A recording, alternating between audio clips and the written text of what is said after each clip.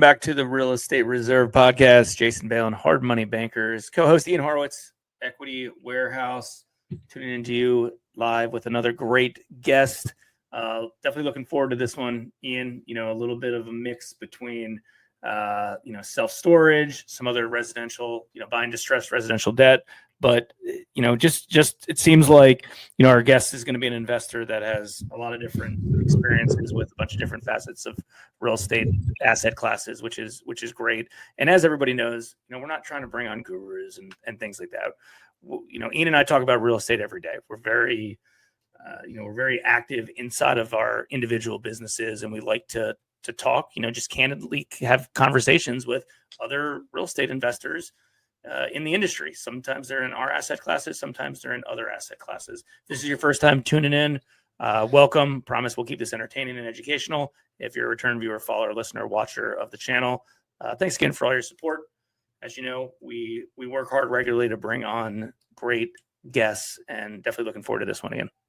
Yeah, and don't let Jason lie to you, because our conversation started out this morning, I believe, with something along the lines of marketing. Then we talked real estate. Then we talked about golf for about a half hour. So it was a good hour that we spent this morning talking. So it is everything from real estate to golf and everything in between. So they're always good conversations. That's how this podcast started. Guys, if you get any value out of this show, we do not care about the subscribes or the likes, but what we do care about is the shares. It's the best compliment we can give our guests. You guys are going to get a ton of value out of today's show. I know because we've had both his business partners on here, and he's surrounded himself with very, very good people. I know you guys got very good value from his business partners that have been on here. So enough about us. Guys, if you get any value, share it, and let's bring in Joe Downs. What's up, brother? Hey, guys. How's it going? Thanks for having me on. That was quite the intro. I'm looking forward to this. But I just want full disclosure. I'm here to talk about golf. This is the golf podcast. Let's switch it up. I'm all about doing golf. I'm all about doing a golf podcast. I got my Masters logo on. Ryder Cup this weekend as we're filming this one, so we're all ready to go. So, but it's not often that I get to have a guest that's literally more or less down the street, another local Philadelphia investor. Right. But Joe, you want to just kind of give everyone kind of a little bit of background of what you do, and we'll kind of hop into your story here. Yeah. So, like anyone else, like you guys, we've all evolved into becoming things we probably never thought we would. But where I sit today, I kind of wear a couple different hats. We, as you mentioned, you've had my partners on. So I have one partner in a distressed debt company, U.S. Mortgage Resolution. Tom Dunkel, we buy charged off. Which is an accounting term, but basically defaulted residential second mortgages from banks, and then we help homeowners get on payment plans or loan mods, if you will. And yeah, so we've been doing that for over 15 years now. That's been like any business, it goes through cycles. There was a period of time where we couldn't buy distressed debt because the CFPB was created. If you guys recall, I don't remember the exact year, but it nearly put us out of business in 2014, 15, and 16, roughly, maybe 15, 16, 17, somewhere in there. Actually, I think those were the years. And it was during that time that I realized we thought it was a business, but it turns out it's a really nice hobby. And we're gonna need to find something else to do. So, Jason, that's probably where I'm pretty sure that's where I started trying my hat at hard money lending and flipping houses. That's where I ran across, guys from your company. I'm pretty sure I put deals in front of you guys to try to fund them. I was trying to originate hard money deals, trying to do anything kind of like you guys said in the beginning, real estate related, right? Love real estate, been in real estate for a long time, but just found myself having to kind of reinvent a little bit here and there along the way, but always stayed. Once I got into real estate, always tried to stay in real estate.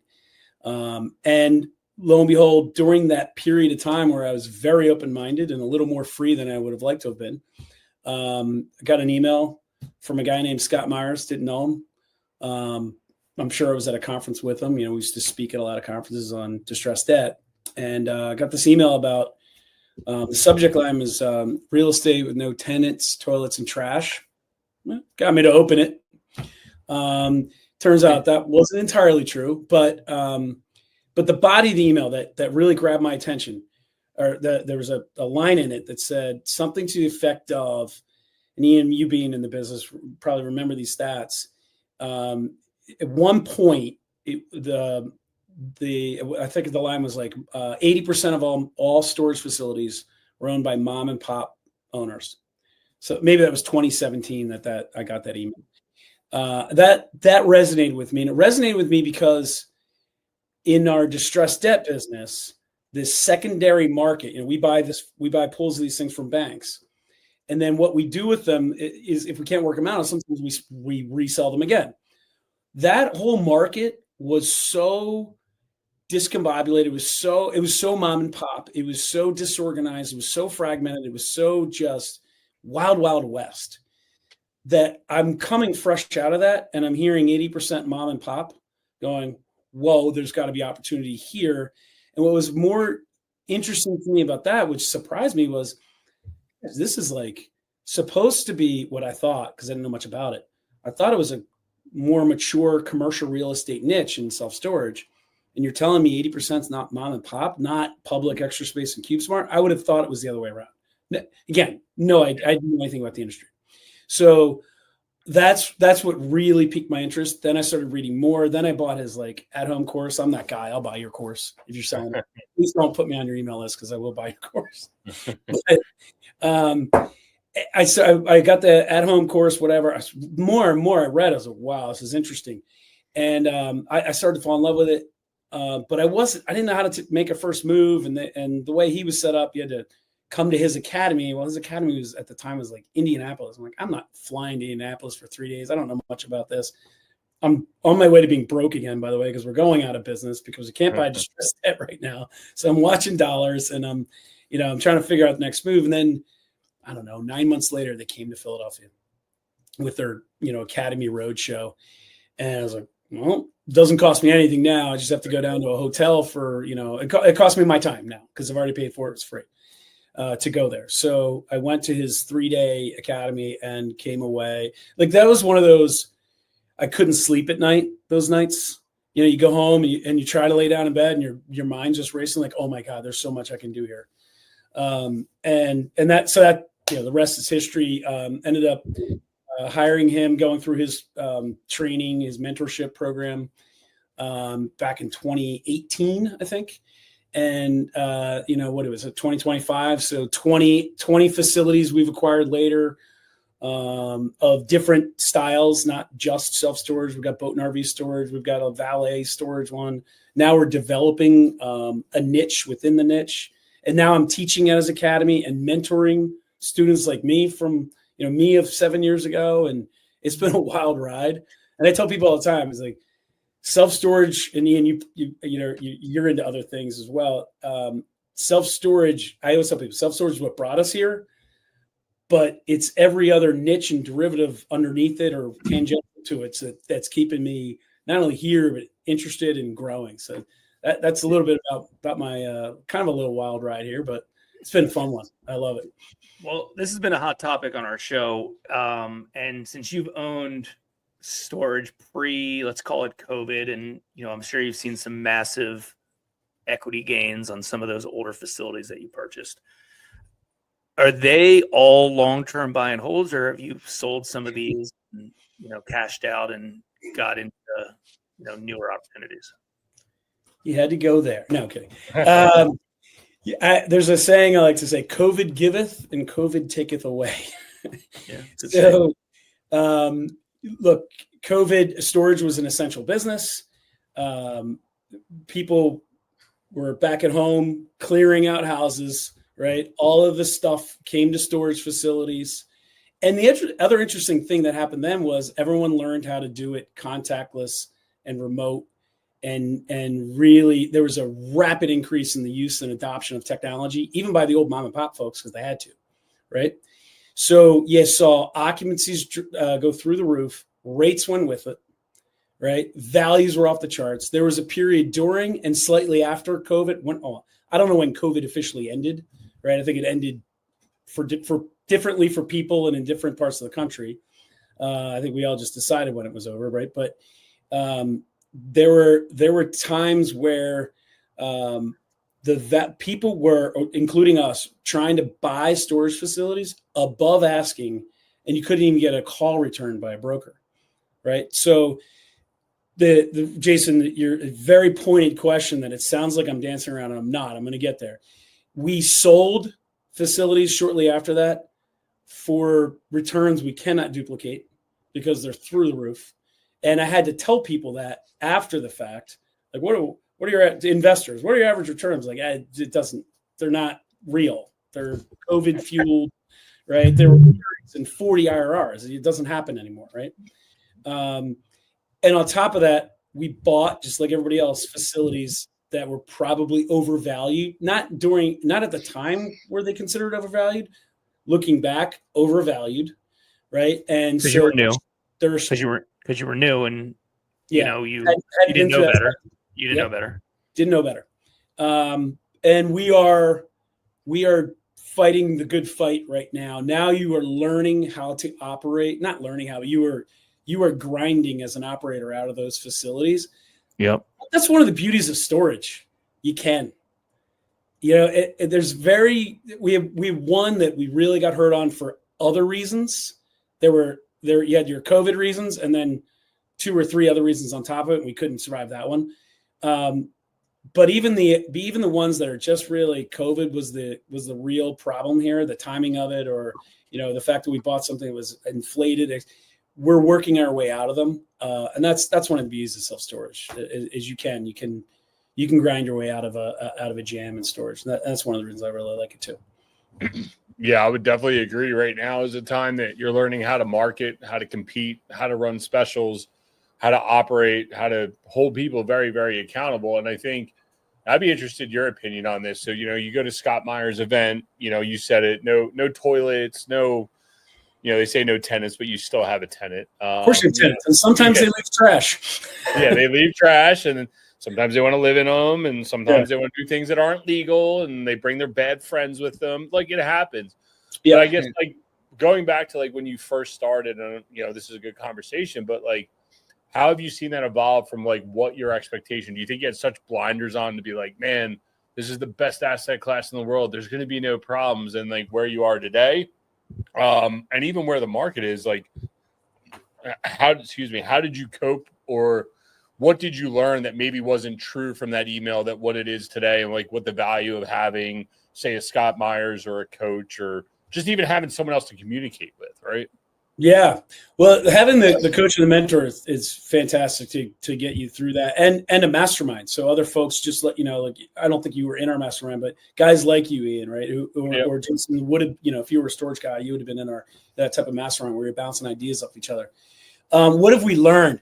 So there's been an evolution of learning. Certainly there was the initial blinders on, for sure. We thought we were still one of the early to this asset class. And I think we were, but there's a lot of money that came into the space, right? So the space exploded around us probably faster than we realized it would. So there's been a lot more competition.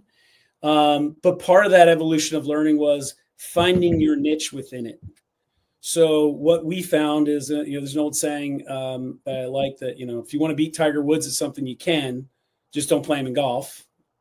Like I brought golf back into this, boys. So, right. So who's Tiger Woods in our space? Well, it's not just the REITs, right? It's institutional regional players. You know the names, Ian, right? That maybe other folks might not know the names, but there's regional names, and I don't want to compete with them. So how do we? Because I can't, right? My capital stack is very different than theirs. Maybe they're more sophisticated than we are. I'm not. I'll believe that to a certain degree. I think there's other things we can do that they can't. But what we learned was where we can operate most efficiently and effectively. And that's actually where storage is not just owned 80% by mom and pop. It's probably close to 95% by mom and pop. And that comes down to not a geography, but a size, right? So if you look at that, and you could agree or disagree with that, I'm going to use 30,000 square feet as kind of a demarcation line. Facilities that are smaller than 30,000 square feet, you don't get competition from the bigger institutional players all the way up to the biggest REITs. They're not interested in that space. They can't operate in that space. Economies of scale aren't there for them. We can teach people to. So that's one of the things you learn, or how you evolve in this space. When you first come in here, you think you're competing with everybody, and I'm looking at 60,000 square foot facilities like a moron. Like I'm going to have any chance of competing for that facility, right? So and that's just part of the process. You learn that you're not going to. The other thing you learn is how to embrace technology, right? And then also how to, which helped us a lot. When I'm talking with like pricing, the Veritech, using tools that the REITs use. They're now available. They didn't exist when I got into the space. They're now available to us.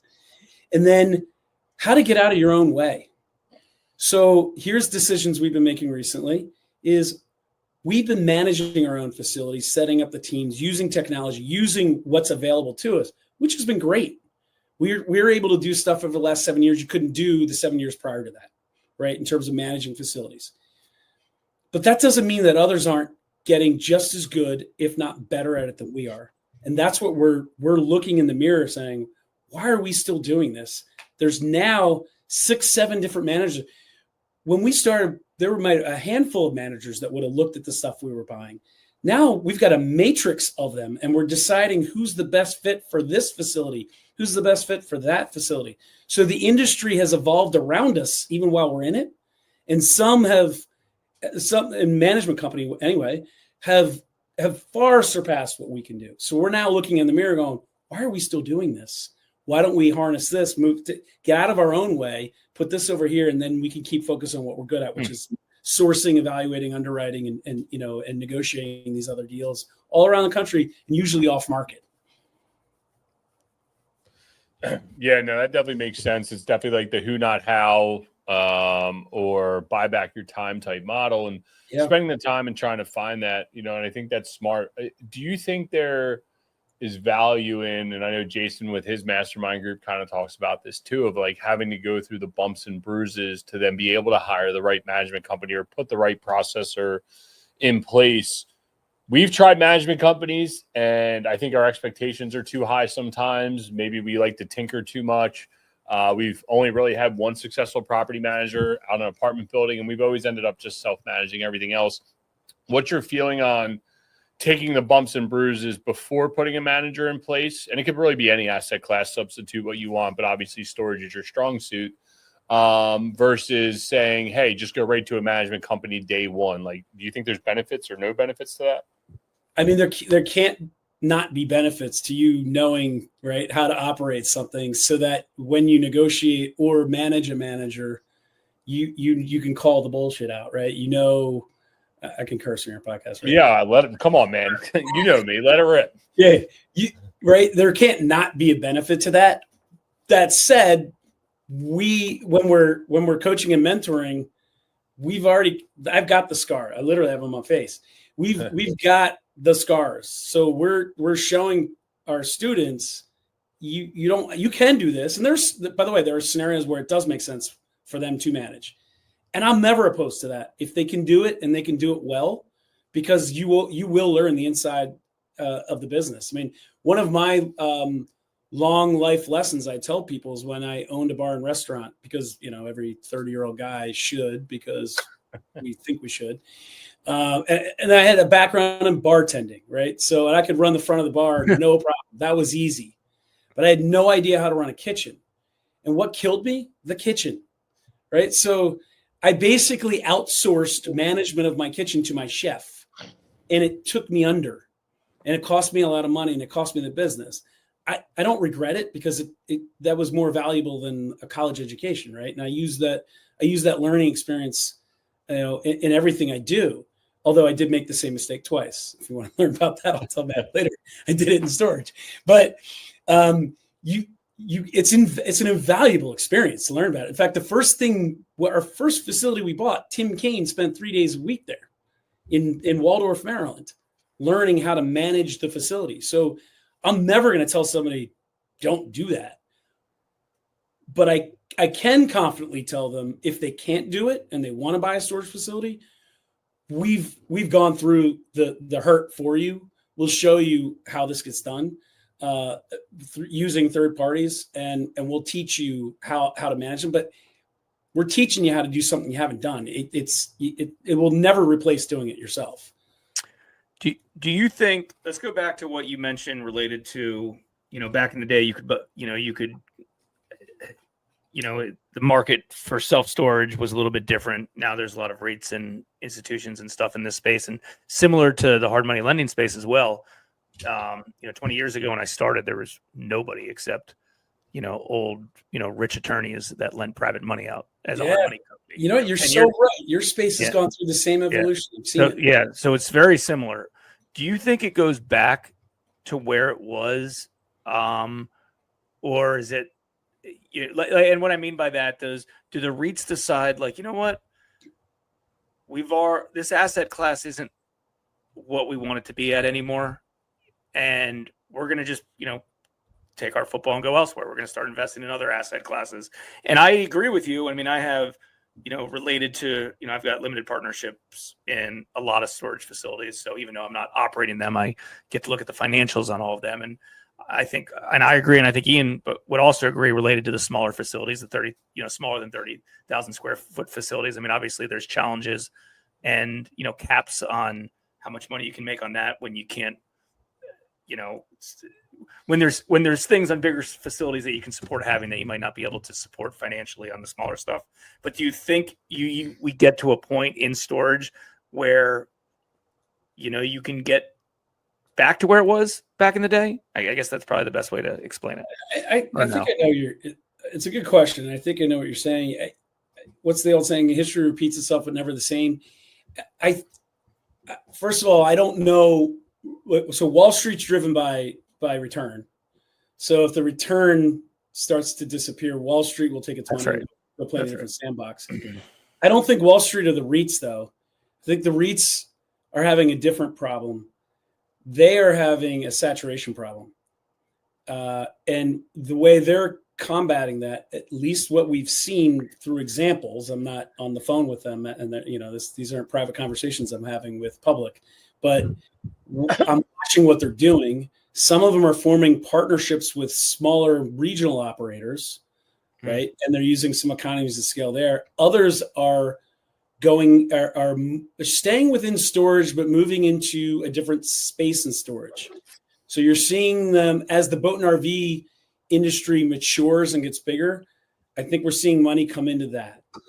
Right? For instance, the largest operator of boat and RV facilities last year, I don't know how many they have now, had like 52 facilities. That's nothing. I mean, Extra Space is 3,500 or something like that, right? It's nothing. I mentioned, not on the podcast previously, I mentioned we're building pro storage facilities. They're just mini warehouses, right? It's storage, but they're 1,000 square feet, 500 to 1,000 square feet. Whereas self-storage, your 2-bedroom apartment of a self-storage facility is a 10 by 10, right? That's your most common size. It's 100 square feet. That's a B2C. We're building B2B. The REITs love that. And you're seeing them move into that space because it's the same management style with, actually, it's easier to manage. Same square footage, right? So I'm building 90,000 square feet. They love it. That's perfect for them, right? But I only have 137 customers, not 450. So my delinquency rate is going to be 0, and I know that because I already own one. And theirs is they pay money to keep theirs between 2% and 8%, right? Talk to us just real quick. I don't mean to cut you off, but I got to ask on the pro storage. Are you doing month-to-month leases, or are you doing longer-term leases? We'll have both. Okay. You have to recognize that our customer is a business owner, and they're not going to want to run their business month to month, right? You're going to be there for a year, 3 years. I mean, I'm sitting in office in a 3-year lease. I can't be told I've got 30 days to move, right? So we'll have the ability for both, but you'll be able to flex up and down based on that. Yeah, we're driving more towards flex space. We're doing a deal right up here in Southampton, converting an old office building that was for Countrywide Mortgage, which you're probably very familiar with, that we're converting to flex space and selling the condo units off. But it's the same thing. I think one thing, and I would agree with you, not to make it about myself, but is I like storage, but that transaction of the in and out. And I think that's one point maybe I was alluding to earlier from that email. There's a lot of turnover. The flex space, and what I found out for me anyway, is that I enjoy that better because it's a class tenant that I can talk to like a normal human being, have a real conversation. I understand that you're in business. So are we, number one. And then number two, longer term. I like those longer term leases. I like that, hey, you're here for a year. You're here for 3 years. It's a little more predictable rather than being like, oh my God, I spend more money on Google marketing every month. And I believe both worlds are great. I really enjoy that more flex industrial type space over the storage space for me personally. And again, that's from owning, 15 facilities and going, okay, I've got my dick kicked enough. My favorite facility is the one that's set up more like a flex space. And I'm like, okay, I enjoy that out of the whole portfolio. So I think that's important. I agree. And the reason I like what we're doing, which is very similar to small bay flex, right? It's just a little different. Nobody's working in our units, but we're also giving business owners an opportunity to start their business without having to sign a 1 or a 3 year lease with a lot of money down. Yep. Jason, to tie off your point, I think if you see the margins narrow, the institutional capital will start flowing elsewhere. Yeah. I can't predict whether it's going to, but I think that's what you'll see happen. If it does, I think it'll get a little bit easier to operate in our space. So maybe we'll have less pressure up to 40 and 50,000 square foot facilities. Maybe we will start to be able to buy those again. But I don't think the REITs are going anywhere. I think they're just going to find a way to morph into different product type. Makes sense. And that could be helpful for smaller operators if they can partner with those REITs and get, that's not. I mean, again, none of these things are good or bad. It's just different that you got to adapt to. I mean, the business today, everyone's business today looks different than the past. You do see them picking off smaller facilities in markets they're already in, like a hub and spoke model. So if it's a well-run facility and all they have to do is buy it and add it to, it's 2 miles, 3 miles away from their 100,000 square foot facility, they'll continue to add square footage in chunks that way. What have you put any thought into? Because I do think about it a lot that most of the REITs still operate from having a human being on site model. And even with some of these smaller hub and spoke ones that you still see them put a part-time employee there manning an office doing something like that. Whereas we're able to run facilities unmanned. Have you had any conversations with any of them, like why they won't adopt that policy or, what I'm trying to say? I'm not. I do. I don't see them doing it sheerly because of the size, right? They have 300, 400, 500, 600 customers. So there's constantly people on their property, constantly with questions, constantly with needs, constantly with problems. You and I are running facilities where no one might show up that day, right? So it's a waste of time for us to have somebody there. That said, Ian, one of the things, looking in the mirror, not perfect, still learning. I learn every day in this business. We are looking at one of our facilities right now. We are beating our head against the wall. We cannot get over the hump with it. And that's what started this whole process of us looking at third-party management again. We think we need to put somebody there. I think a REIT would manage it better than we would, because I think we need someone on site because of the traffic. So I think the size that they own and operate dictates having somebody there. And I think the size that you and I typically run and operate doesn't make sense to. And then, you do have a mid-range there where it's questionable, and that might come down to the market. And we have a mid-range one. It's 60,000, high 50s, low 60s, something like that. In Bowling Green, Kentucky, we can't get over the hump with it. We can't make money. So we're actually going to turn the management over to a third party who's probably going to put somebody there and have a much better SEO presence in the market than we do. We went through the similar problem. We have 250,000 square feet in a 12-mile radius. And we said, okay, we can run this hub and spoke. And we've actually forced more people, more managers back on site. And have staff on site because of the sheer square footage. And we've noticed that there's still walk-ins. That is still like a real thing. And everyone says, oh, you can automate. And I think again, you have very good insight of that 30,000 being like that demarcation line, plus or minus, depending on the market and what type of asset it is, to have someone there or run third party or run unmanned, and you need to figure that out. So, I mean, those are absolutely awesome experiences. One thing I got to ask you, and I know this might be a little off topic, and I've been thinking about this one. How do you manage? Because it sounds like, storage, you got Tim dialed in. Sounds like you and Tom got your mortgage, USMR, right? Yep. Mortgage dialed in. How do you manage the two partnerships? We've interviewed both Tim, and we know Tim's still doing his own building houses, and Tom's still doing some of his own things. How do you manage those two partnerships? Almost two separate businesses. Like, how does that look like for you on like a daily or weekly basis? It's very easy because I've spent very little time with U.S. Mortgage Resolution. We have one guy run the whole business.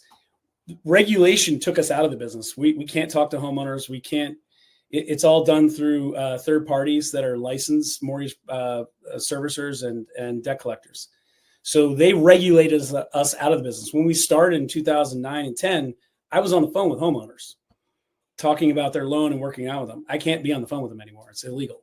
So we have one guy run the business. And all I do is maintain relationships with the banks. So, once a year, I'm up in New York at a dinner.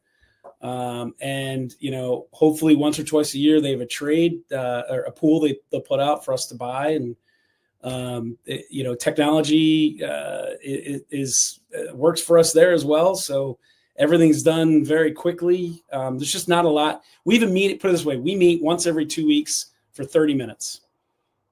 And then I go to New York once a year for a night and dinner.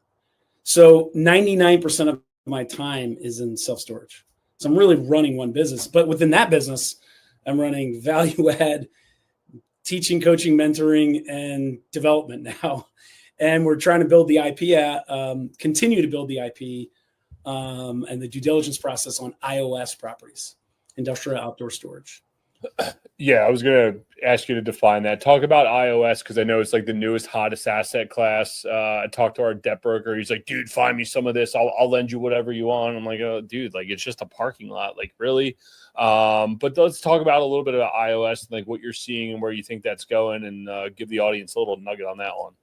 Yeah, so in its purest form, first of all, we started looking at it because it is also a derivative of storage. If you take... And this is how it sort of started, because otherwise it could also be called lay down yards. But from the storage perspective, you take 2 acres and maybe you're carving it up into quarter acres, right? So you got 8 tenants, and maybe they're landscapers or hardscapers or whatever. They each need a quarter of an acre. So you fence it, maybe you gravel it, maybe you had to clear it, don't know. It's probably zoned light industrial, depends on where you are, but let's just call it that. And then you're fencing it, gating and cameras, right? That was the initial thought process on iOS. Then from there, what we learned was, we have a facility in Wilmington, North Carolina, came with 2 extra acres. We graveled it, fenced it, gated it, camered it. We were going to park, we couldn't build on it. We had some power lines overhead. So we were going to park boat and RVs, right? So just boat and RV storage. And then we're like, you know what? We weren't getting a lot of traction, so we brought in the brokers thinking maybe this is perfect for an Amazon fleet of vehicles, right? So we brought some brokers in, and they said, "Oh, this is one of the nicest iOS lots we've ever seen." We're like, weren't thinking this was iOS. Talk to us more about this. And they said, "We think we can get you $6-7 grand a month per acre." And we have 2 acres. We're like, "Well, that was our year 3 NOI." So it turns out our first iOS property, which we're not under contract yet with a lease, but it's getting close. Turns out our first one, we over improved because we striped it for vehicles.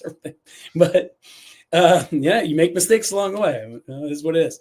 So that was the trigger that turned me on to, wait, why aren't we looking at more iOS? So I'm not sitting here before you today. I hope to come back on maybe 9 months, a year from now with as much more of an authority on iOS. I'm new, green behind the ears and learning. So I don't have all of the IP and due diligence behind why is this site going to work versus that one. We know certain things like population growth and path of progress and stuff like that. But I'll come back and I'll tell you what I find if you'll have me back. But that's it. What do I love about it? It's really light development, really light, right? I'm not negotiating with a mom and pop over whether he thinks his facility is worth this or that. It's just land. And you already told me it's for sale because you listed it, right? You could go off market and you could try to negotiate that way. But if you just started with it's listed for sale, it's light industrial, there's not a ton to negotiate, right? It's just, do you see the value? Do I see the value? You can, as part of your due diligence, you can bring in iOS land brokers, or there's now iOS brokers. I know 2 or 3 of them that are specializing in it. And they'll tell you through their contacts what they think you can get. And then from there, you're just backing into, all right, I got to gravel it, I got to fence it, I got to camera it, what's going to cost. But my favorite part is once I'm done and I sign a lease, whether it's a year or 3 or 5, it's a triple net lease. You just did it. I'm done. There's no management. There's nothing. No buildings for guys to drive into, right. Yeah. No camera, no employees to worry about, no cameras to replace, no one's sleeping in a unit, no drug deals going down. Well, if there are, well, maybe take it easy there. Do whatever you want. I don't care. Right? So to me, it's a really light development, low risk. You could even look at it like a land banking play, right? If you're buying something in a path of progress, 5 years from now, you think those 4 acres are going to be worth, Wawa's going to want to open up on these 4 acres 4 years from now, but not today. Land bank it, let people put infrastructure projects down there or whatever, right? And you just sit on it, right? Yep. So there's so much optionality with it. You could, and the cash flow like crazy if you do it right. You could refi or cash out pretty quickly. That's the other thing. It's not a 2-year development. We're talking months, and then you put somebody in it, and how long before you can refi out?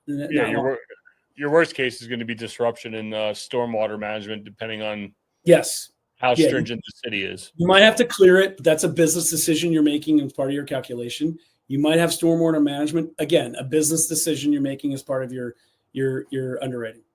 Yeah, and depending where you are, you can play some games, only do a half acre at a time or whatever. So I'd be interested. The only way we're going to let you back on the podcast, though, is we're going to have to go play a round of golf. I heard Jason say that. So there you go. There's the golf reference again.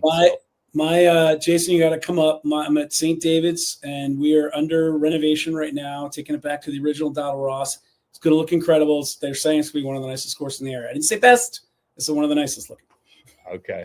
Game on. I'll make sure he puts it on the calendar. No, but that is awesome about the iOS, and interested to watch your career path and doing more deals and seeing some case studies on that. We would love to have you back on. Joe, one thing that we like to ask everybody before we let them go is what's one book or podcast that you think everybody should go take a listen to, or something that you're finding very insightful right now? I mean, your podcast, obviously. Obviously. I will tell you this. I've done a lot of podcasts.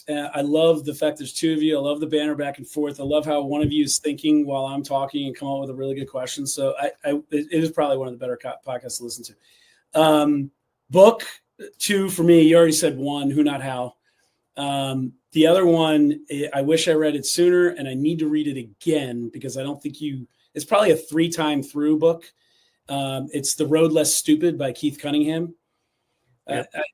There's just so many good nuggets in there, and there's no way you get them all the first time through.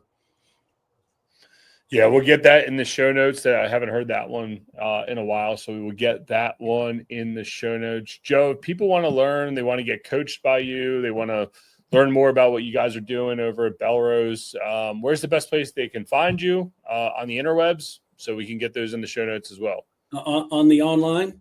On the old online. Email is probably the best way. Just email me at joe@belroseam.com. That's BELROSE, A as an asset, M as in management.com. Or you go to belrosestorategroup.com. You can find us there as well. Cool. We will definitely get that in the show notes, guys. As you can see, even though Joe coaches, he is a real investor doing real deals and giving real life lessons. And by that means, he is definitely not a guru. He is one of us that is out there doing it, and we enjoy this conversation. So, guys, if you got any value out of this, please give it a share. It'll be a huge compliment to Joe. Brother, we appreciated this conversation. It was a good one, and we will catch you guys on the next one. Thanks for tuning in to the Real Estate Reserve podcast. Do us a favor and like, comment, and share our broadcast. It helps the algorithm and helps us spread the word too. Till next time, thank you for tuning in.